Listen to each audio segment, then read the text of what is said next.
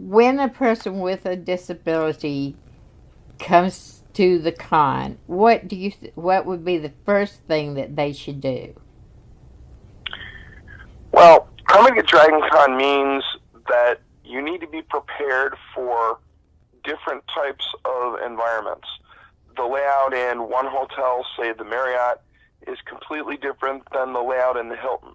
But as it turns out, most of them are connected together. So with a mobility impairment, you got to be aware that there's going to be a lot of movement, whether it's wheelchairs or assistive devices. You're going to be taking some unusual paths to get where you're going.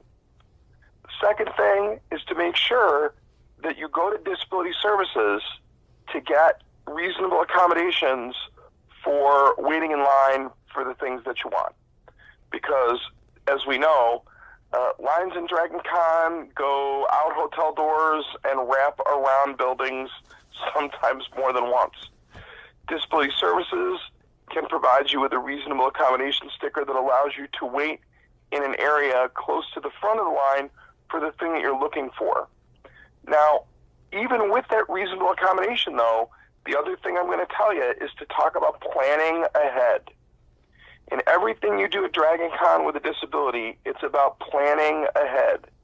Because, for example, if you want to be seated for an 11:30 panel in the Hyatt, okay, and that panel will start seating at 11 o'clock, you want to make sure that you're in the disability seating area ready to go to be seated at 10:45. Okay, that's very, very good advice. Okay. Mm-hmm. And what kinds of disability stickers do you provide? Well, there are four basic categories that we use, but then we also have a blank to provide reasonable accommodations that aren't necessarily, one of those four, so we'll do them one at a time. One is wheelchair seating, and not surprisingly, that's, a blank space in a ballroom with a seat next to it for a companion. The second is what's called proximity seating. And proximity seating is for those people that, because of their disability, need to be able to hear, okay, or need to be able to see something that might be on a monitor. So proximity is any place within 50 feet of the screen after the third row. Then we have sightline. Now, sightline is for when your disability absolutely requires you to be in the front row of a ballroom. Those are very difficult things to get because we ask specifics as to why an unobstructed view is necessary. And then our most popular one, by far, is something we call seat in line end of row. And this is basically about people using mobility devices, as we were talking about earlier. Seat in line end of row allows you to wait in that disability seating area, but also to get a seat at the end of any row in a ballroom, so that you can have a quick entrance and exit in and out of those spaces, so that you're not caught up in the crowds. That's the one that I always get, so I'm Mm-hmm. familiar with that one. Also, I understand that you provide signing and that you can, even if necessary, provide someone specifically for the individual who may need signing or other hearing. Sign language interpretation. Yes. DragonCon provides sign language interpretation by what's called scheduled appointment. People that need that sort of thing, when they come to disability services to get their reasonable accommodation, are going to schedule when, what events they're going to, so that interpreters can be available for those events when they get there. Now, that's one of the reasons, for example, for a sightline determination, because you have to be able to see the interpreter from where they place them in the room. But that also means that there's a limited number of interpreters interpreting a vast amount of activity at DragonCon. So they have to come and they've got to be able to say, look, I'm definitely going to go see this person. I'm definitely going to go see this person. And based on those requests, DragonCon schedules interpreters. So when it's a big event in one of the ballrooms in the main programming, you still don't have an interpreter unless you have enough people asking for unless it? unless someone's deliberately said they're going to be there and wants one. Oh, okay. Okay. So if somebody's going to be at the Filking event in the Marriott, they're going to tell us that, and then we have a list of where people that need sign language interpretation are, so we can schedule interpreters to meet those needs. Oh, okay. I didn't realize that's the way that worked. So what about the track rooms? Do they all have disability seating? Yes, every track room should have disability seating pursuant to the percentages in the Americans with Disabilities Act. And for those people paying attention at home, that's 1 to 2% of the total number of seats. So the smaller the track room, the less wheelchair and or disability seating, because there's less rows to sit on the end of, the rows are smaller in the track rooms, so sightline seating is less. So if you know you're going to somewhere in a smaller track room, you can be reasonably accommodated, but that's even more important to plan ahead so that you can get to that area, get in the room, and get a seat. Okay. So if you want to go, say, to a track that's in a different hotel from the one you're in at the moment, you are going to need to give yourself plenty of time. Even if you have to, say, leave a little early, you're going to have to give yourself time to get to the other hotel. And you may even have to decide you can't make it to that one. Well, hopefully not. Hopefully, if you've planned appropriately, you're going to be able to reach that first thing that you want. It's that question of, if you've got this thing that you want to see in the Hilton, and the next thing you want to see is in the Westin, okay? Westin is going to require you to go outside. So you're going to need to leave the Hilton, to follow the accessible path to get to the Westin, to get on the elevator in the Westin, to go to the room where you're going to be. So you're not always going to be able to do that in a half hour. So this whole, making a decision about what to do is based on how well you can daisy chain the things that you want to attend, if everybody understands that expression. But we at Disability Services try to do our best to make it easy for people to figure out the paths of travel where they need to go. All right. There are signs that mark accessible entrances. You're going to be able to find your way to elevators. In the larger ballrooms, there's a disability services person there that could help you with a problem that occurs. In the smaller track room areas, while we are not deliberately represented, the track leaders get training and information from us and can get a hold of us if they need us. One of my primary jobs is to go around all the DragonCon venues to handle problems that are reported by other DragonCon staff. Oh. Could you give me an example of what sort of problems have occurred in the past? Sometimes one example is that we have a media star that's in a room that is much too small for them. Okay, they have misjudged the popularity of this particular person, and the line going into that room is extreme. Yes. But what we have is people with disabilities that are in the waiting area that need to be seated. So there are times when temporary wheelchair seating locations have to be created.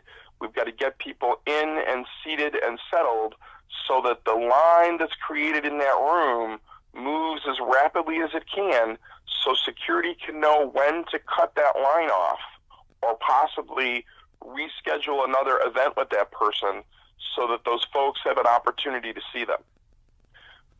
Sometimes it's a conflict between other things that DragonCon does that might interfere with disability seating.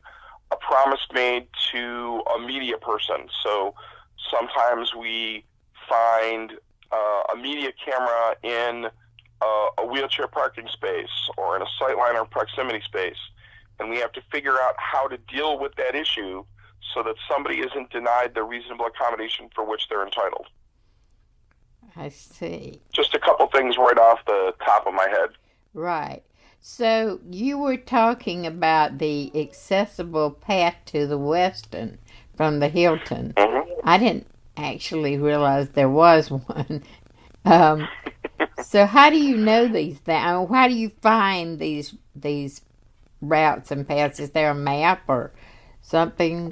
There is the Disability Services website and wiki have maps that were developed a few years ago that talk about the basic paths of travel, which hotels are connected by sky bridges, where the accessible entrance doors are relative to the elevators. Now, as DragonCon switches things around in terms of what it is that they do in various hotels, the map may not always be 100% accurate, but it is going to be able to point you to an accessible door to get into a building.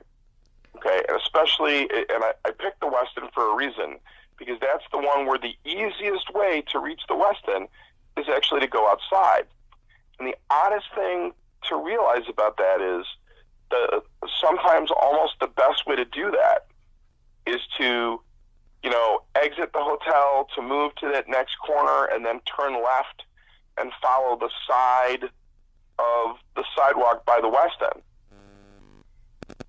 It leads to a door that leads to a ramp that brings you down to the lobby level of the Westin.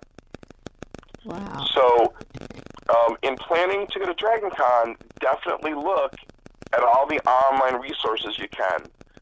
If there's a specific question you've got, there are Facebook groups where the question can be posed, and not only will we answer them, but other experienced DragonCon folks with disabilities will give you their recommendations about how to handle something. I'm not going to lie to you, it's not easy for a person with a disability to attend DragonCon, especially when it comes to that number one elephant in the room, elevators. Yes. Elevators are a problematic issue at DragonCon, especially in places like the Marriott and the Hyatt, because there are a limited number of elevators, and we're talking about 75,000 people on average moving through those spaces on, at the very least, Fridays and Saturdays. So this is one of those things where I literally, I plan when I get up in the morning when I'm in the hotel room, and I say to myself, what is it that I need to carry? So everything I need is in the backpack on the back of my chair. So I'm not stuck in a situation where I'm waiting an hour to get an elevator to go back up to my room to pick up water or medication. Oh, that's smart thinking. That's very good advice. Yes. You're already going to be waiting for elevators to get down to lower level ballrooms and track rooms. We definitely want to make sure that you think ahead with regard to things like, food and medication. If that's an issue with your disability and you need an additional reasonable accommodation sticker because someone gives you grief about bringing food into an area or something like that, then you call us or you come and see us in the Sheraton and we will take care of that. Because a smart DragonCon customer is going to be that person that plans ahead and uses resources that are available. Don't be afraid. If the wait is too long, don't be afraid to call hotel security and say, I've been waiting here for an hour for an elevator. I need some assistance. Even though the rule is, when requested by a person with a disability, if you don't have one, you need to exit an elevator. Sometimes that's a lot harder to enforce than we'd like it to be. Yes. And we have very cooperative folks at Dragon Con. We're all one big happy family enjoying what we love. But every once in a while, people get stuck in a mindset and don't want to move out of the elevator car they've waited 45 minutes for. So don't be afraid to pick up the phone and call us. Don't be afraid to pick up the phone and call hotel security. Don't be afraid to make your needs known to people when they occur. Thank you for that. And if people are renting mobility equipment, scooters or so forth, do they pick them up at disability? No, that is quite often that's something that we hear. The mobility rental vendor, I think it's still Scoot Around, does have a location that is immediately near disability services, because if you're a person with a disability, you're going to come, you're going to get your sticker, and then you're going to go and you're going to handle or pick up your rental. It's perfectly okay. But we're not the people that deliberately are responsible for what happens with Scoot Around.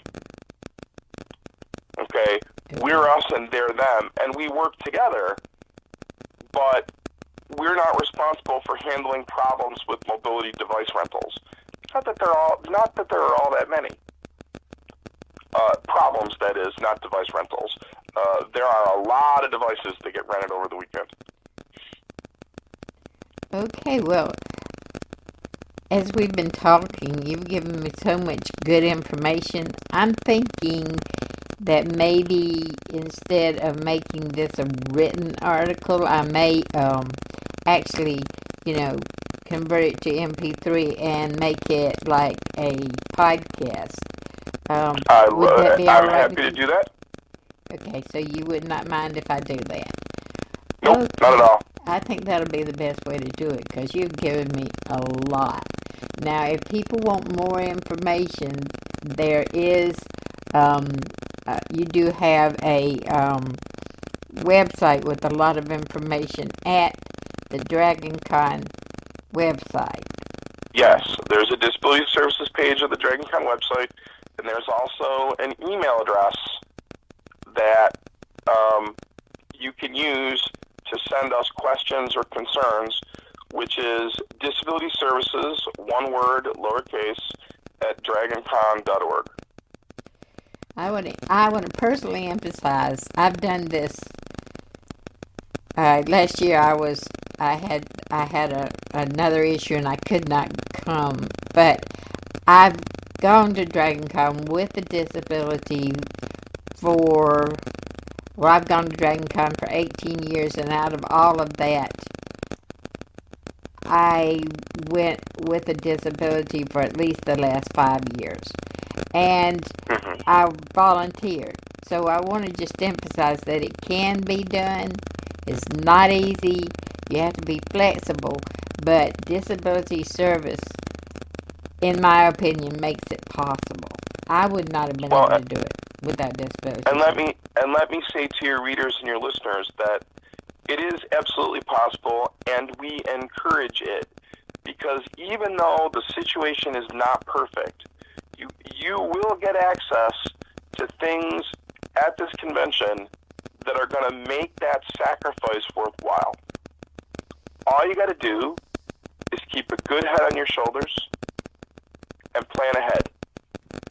And recognize that even the best laid plans of mice and men sometimes fall down. So that's what we're here to help you with. We're here to help you with making sure that those plans go as best as they can go. And that's what Disability Services is here for. Well, I really appreciate that, and I appreciate you talking to me, and look forward to seeing you at DragonCon. No trouble at all. Any of Okay. you folks out there have any requests, just pop us an email. Well, thank you so much. You're welcome. Okay, have a great day. You too. Bye-bye now. Bye-bye.